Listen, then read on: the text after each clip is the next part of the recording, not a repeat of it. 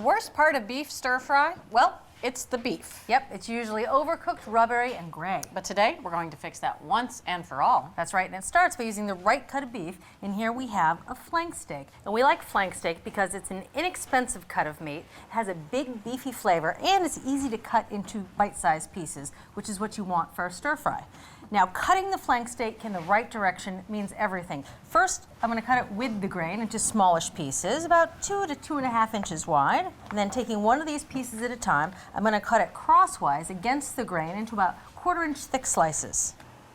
All right, so that was a pound of flank steak.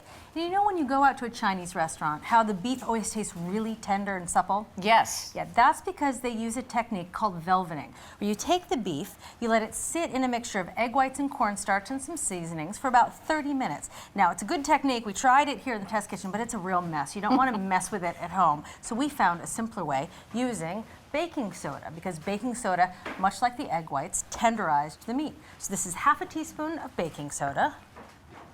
We're going to mix that with a tablespoon of water.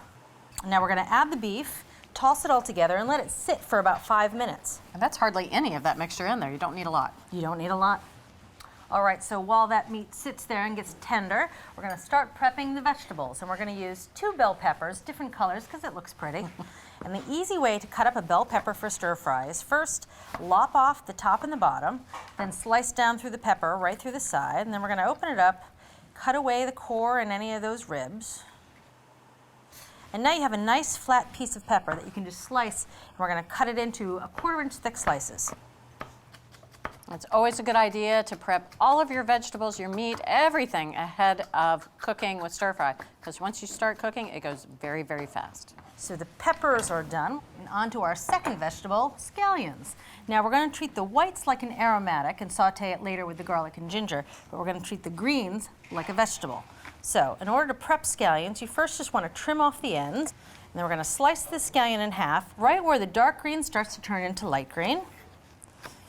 So I'm going to cut this into about 3-inch lengths, and we're going to add it to the bowl of vegetables. And then I'm just going to slice the scallion white on the bias into nice thin slices.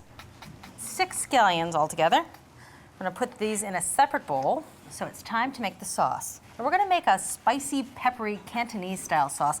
And it starts with a little water. This is 1/4 cup of water, and into it we're going to put 2 tablespoons of soy sauce, 2 tablespoons of dried cherry, and this is 1 tablespoon of oyster sauce. It really adds that deep, earthy flavor. Next, we're going to add 2 teaspoons of brown sugar. And here's the spicy bit, 2 teaspoons of ground black pepper, 2 teaspoons of rice vinegar, just 1.5 teaspoons of sesame oil. Last but not least, the thickener. This is 1.5 teaspoons of cornstarch.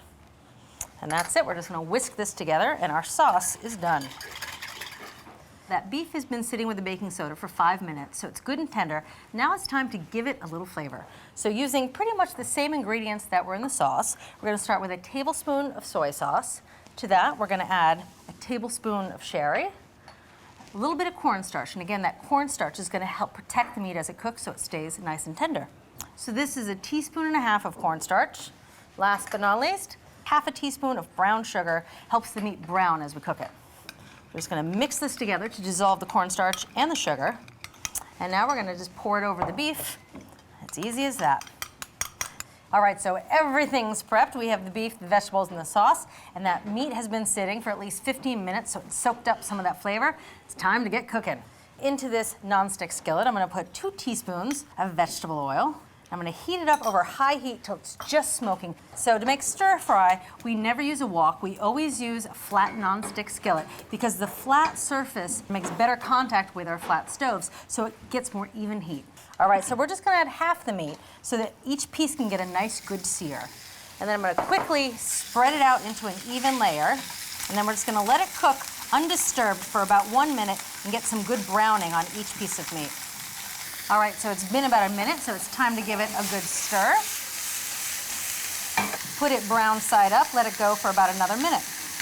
These guys are good and browned on both sides, so it's time to take them out of the pan. Back on the stove, 2 more teaspoons of oil, and we'll do that second batch of beef. Oh, look at that second side. Nice and brown. So out of the pan goes our second batch of beef. Time to cook the vegetables. And for the vegetables, we're gonna add another 2 teaspoons of vegetable oil. We're gonna add all the peppers and the scallion greens. So it's been about 4 minutes, and you can see they have a nice spotty brown, and they're not completely tender, they're just crisp tender. A little bite left in them. So I'm gonna add them to the bowl with the beef, back on the stove. Now I'm gonna turn the heat down to medium-high, and we're gonna saute the aromatics. So I'm gonna add 4 teaspoons of oil. Now we're gonna add those scallion whites that I kept separate, along with a tablespoon of freshly minced ginger and 3 cloves of minced garlic. So this is going to cook for about 2 minutes until those scallions have softened. Started to get a little brown and those scallions are soft, so now it's time to add everything back to the skillet. So here we're going to add both batches of beef and all the vegetables, along with any accumulated juices. All right, we're going to give it a little toss. Oh, So good. doesn't that look good? Now, last but not least, is our sauce. Now we're going to add it to our nice hot skillet. It's going to come to a simmer, and as it simmers, that cornstarch is going to thicken. Oh, doesn't that look good? We're about 8 blocks past good, Julia. We are all done cooking. Yeah. Now that is a stir fry, my friend. I'm going to put a little rice in the bottom of our bowls. Now for the beef stir fry. Beautiful. I never in my life thought I would say flank steak and melt in your mouth in the same sentence. Right. It's so tender. The bell peppers cooked absolutely perfectly. Still a little bit crisp, Yeah. but tender. I love every single thing about this, except for the bowl is too small.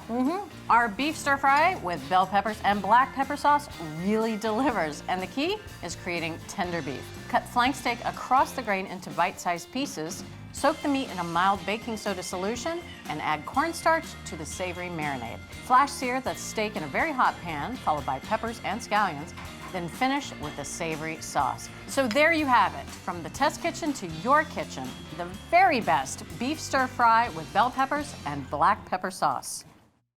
Thanks for watching America's Test Kitchen. What'd you think? Well, leave a comment and let us know which recipes you're excited to make, or you can just say hello.